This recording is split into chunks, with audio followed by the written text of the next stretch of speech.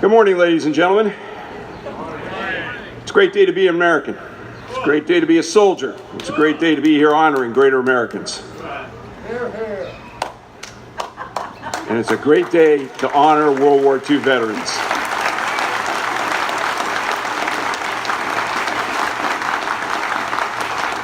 I'm going to go off script for a minute. That's usually pretty dangerous, but I want you to know that there are two gentlemen seated in the front row. One served in the 29th Division in World War II.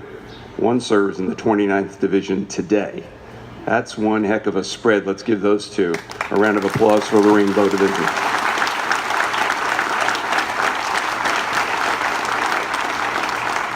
And given my long-term association with the town, I'd be remiss if I didn't thank Kate Trask and her staff at the Town Parks and Rec Department for a wonderful ceremony, especially Linda Fountain and Barb Smith.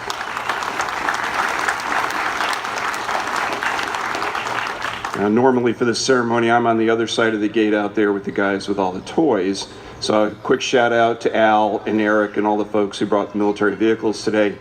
When you're through with the ceremony, these folks will tell you all sorts of things about antique vehicles.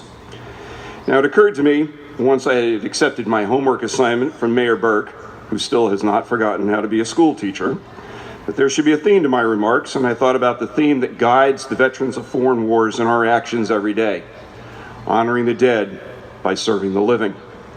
Now, apropos of an entirely different subject, the best advice I've ever received about public speaking came from the command sergeant major on the assumption of my second command as a captain in Germany. He said, "Sir, I know you've done this before, but I've got some advice to your speech this morning." He said, "Sir, you need to be brilliant, be brief, and be seated."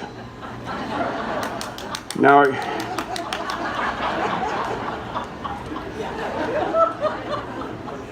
we're going to get an act going here. I remember that advice as I was researching speech, because I certainly don't have the words to match speakers who have spoken before me, nor do I have the oratory skills to prepare a short speech. Truly great speakers can do that in a few words, but I am not a great speaker. The greatest of all time may have been President Abraham Lincoln, whose address at the dedication of the Soldier Cemetery at Gettysburg, Pennsylvania on November 19th of 1863 was only 10 sentences long. Now, in that speech, which few remember was actually the second speech of the day, and the first one was an hour long, he said, "The world will little note nor long remember what we say here, but it can never forget what they did here.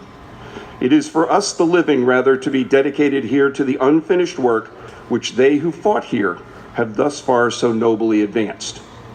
It is rather for us to be here dedicated to the great task remaining before us, that from these honored dead we take increased devotion to that cause for which they gave the last full measure of devotion, that we are highly resolved that these dead shall not have died in vain, that this nation, under God, shall have a new birth of freedom, and that the government of the people, by the people, for the people, shall not perish from the earth." Now, as I read those words, and I thought about speaking today on behalf of the millions of men and women who have served our nation over its 242-year history, but the many of them that can't be with us here today, a second set of words came to mind, popularized by Steven Spielberg's movie, Saving Private Ryan. The eloquent letter from the aforementioned President Abraham Lincoln to Mrs. Lydia Parker Bixby of Boston in November of 1864 characterizes that theme of serving those who survive our heroes.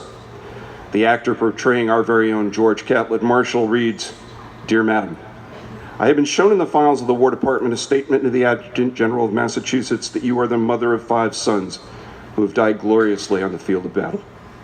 I feel how weak and fruitless must be the words of mine which should attempt to beguile you the grief of a loss so overwhelming, but I cannot refrain from tendering to you the consolation that may be found in the thanks of the Republic they died to save.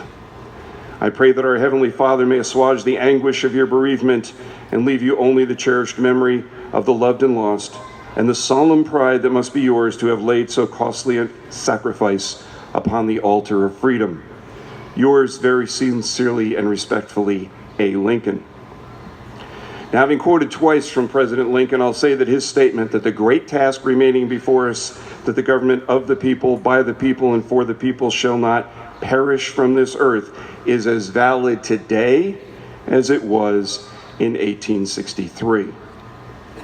Now, in order that we might continue the work for which so many died, I believe we first need to honor them and then set about the task of continuing to strengthen the Republic. What is the history of Memorial Day? In 1868, Commander-in-Chief of the Grand Army of the Republic, the Union Civil War Veterans Organization, General John A. Logan, for whom Logan Circle is named, issued his General Order Number 11 designating May 30th as Decorations Day. It would later be renamed.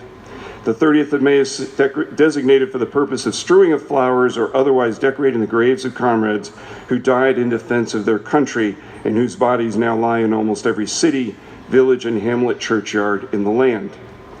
Now, that date was decided either because it wasn't the anniversary of any particular battle.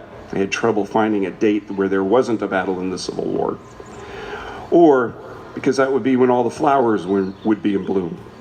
But the official birthplace of Memorial Day was designated by congressional action in 1966 and set as the last Monday in November, and then moves, or in May rather, and then moves with the holiday.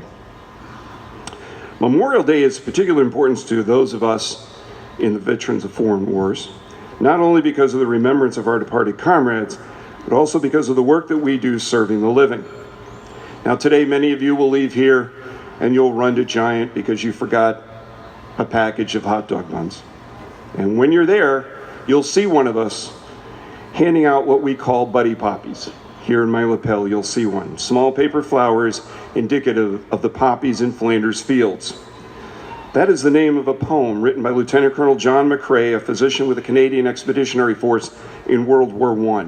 And its opening lines refer to the fields of poppies that grew among the soldiers' graves in Flanders, France. The poppy became the symbol of service work performed in most of the English-speaking nations that were veterans of that war, and both the American Legion and the VFW used that symbol with the VFW's distribution of poppies beginning in 1922. During our 1923 encampment, the VFW decided that buddy poppies would be assembled by disabled and needy veterans who be paid for their work. And today our buddy poppies are still assembled by veterans in VA hospitals around the nation. Now, the veterans of foreign wars will be handing these out this weekend and many other weekends throughout the year. And we don't ask for money for those, but oftentimes donations are received. These donations are separated from the Post General Fund and provided to our relief fund. In conjunction with our brethren in the American Legion, the Disabled American Veterans, the Marine Corps League, and other organizations, we provide financial support and other assistance to veterans and their families in need. And that is the only use allowed for those funds. Now, I first learned of this program when the post commander asked me to assist with several other members, a Marine Corps veteran's widow living in Ashburn. Problem is, the young lady, a single mom with 2 kids, was supporting 2 children on a dental hygienist pay and driving to Old Town Alexandria for work every day. She ended up 2 months behind in her rent because the dentist shut his office down to go on safari in Africa and put everybody off work without pay. Now, our post, in conjunction with the Loudoun County Veteran Services Coordinator, and a quick shout out to the county, thank you very much for that position, we arranged to bring her rent current, and then we canvassed every dentist in Leesburg and in Lansdowne, and we suggested they might consider her for employment. She got 3 interviews, 2 offers, and now she drives to downtown Leesburg for work.